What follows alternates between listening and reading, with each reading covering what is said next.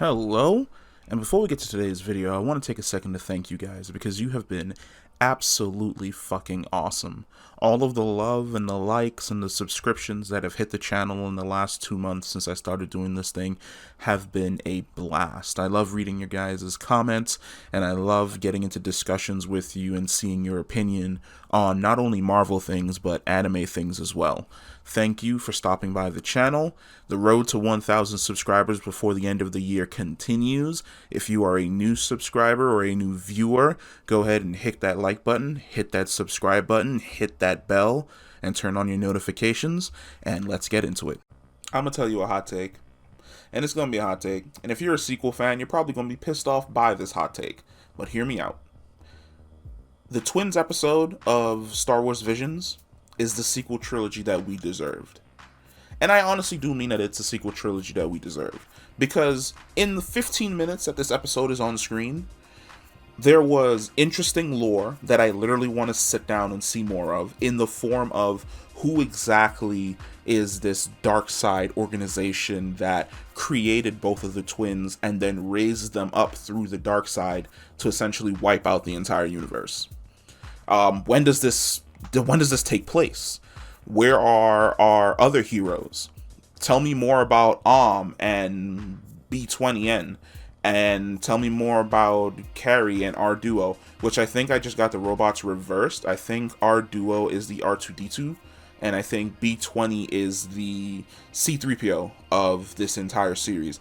But can I also say that I absolutely love the fact that they created an evil version of C3PO that is a mother hen, where he's absolutely evil and he wants basically both of these characters to wipe out the entire universe. But at the exact same time, he's like, oh, good job, Master mastering that of your abilities.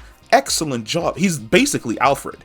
He's like an evil version of like Alfred, a C3PO butler version of Alfred that essentially serves Dark Lords. But let's talk about the twins.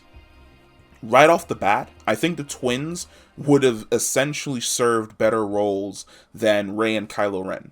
One of the things that always kind of threw me off in the sequel trilogy was the idea of the Force bond, which is Kylo and Rey share this weird bond through the Force that makes them far more powerful than the typical Jedi blah blah blah blah blah bullshit. By making both of the characters twins, by saying that both of these characters were created using the dark side of the Force to essentially be conduits, where they essentially share power and they can also share visions with one another. Yes, right then and there you create an extremely simple justification for why exactly these characters are bonded through the Force, which I feel like the sequel trilogy never actually did a good job of, because there's a gigantic age gap between Kylo's character and Rey's character by about 10 years. And for the Force to bond Kylo to basically, like, when he's 10 years old, an infant, or to bond Rey to somebody who was born 10 years before her, that was always strange. But by saying that both of these characters are twins, and because they are twins, they're reflections of one another inside the dark side of the Force, one of them goes to the light side of the Force, and even at the end of the series, you can kind of see that the female character in Karre, she's also kind of turning to the light side of the Force because of her brother essentially telling her that, hey, you've basically been controlled your entire life. You can make your own choices and live freely. Absolutely perfect. Fucking love it. This is literally a message to Lucasfilm, Disney, whoever is up there in corporate. Make more female villains in the Star Wars universe. I think Dark Rey was an Easter egg, some type of bullshit thing to the side teaser that really should have manifested as a serious threat. I think that sending Rey to the dark side in the sequel trilogy, especially in The Last Jedi, would have made a bigger emotional impact, seeing this character that we kind of got attached to in the first series fall to the dark side and become the villain, and then have The Last Jedi actually be Ben Solo being injured by her and being redeemed to the Force. That would have been absolutely perfect. I would have fucking loved that. The fight scenes in this are absolutely dope as hell.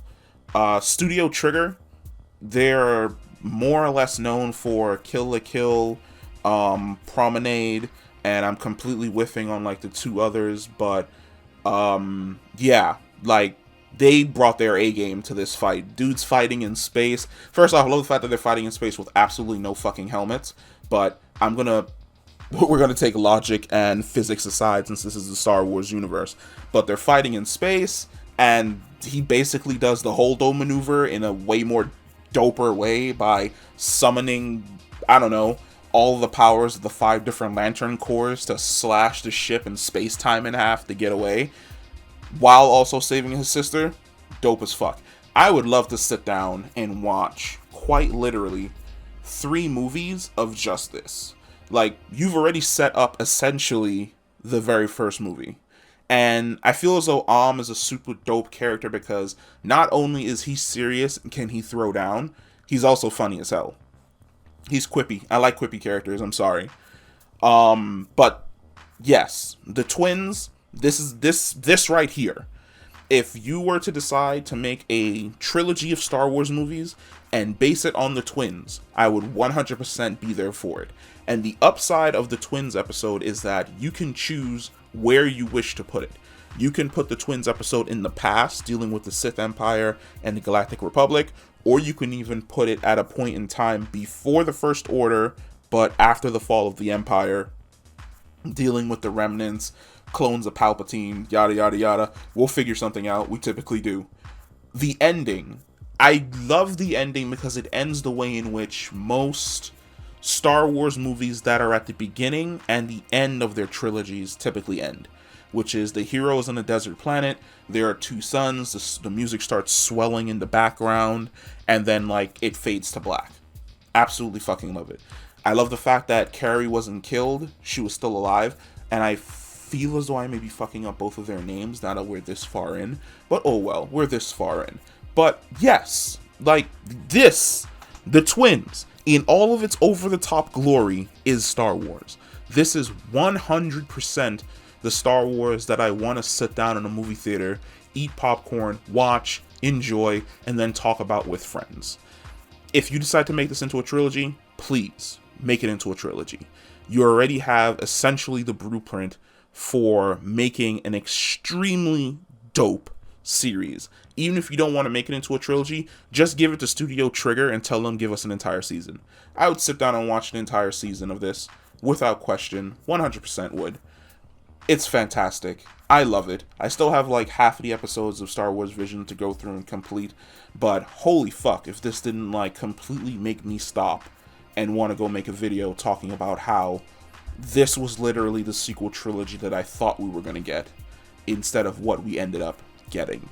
But if you enjoyed the video, make sure to hit like, hit subscribe, and I will catch you in the next one. Oh, also drop comments down low about whether or not you agree or whether or not you disagree and think that the sequel trilogy is still better. Peace.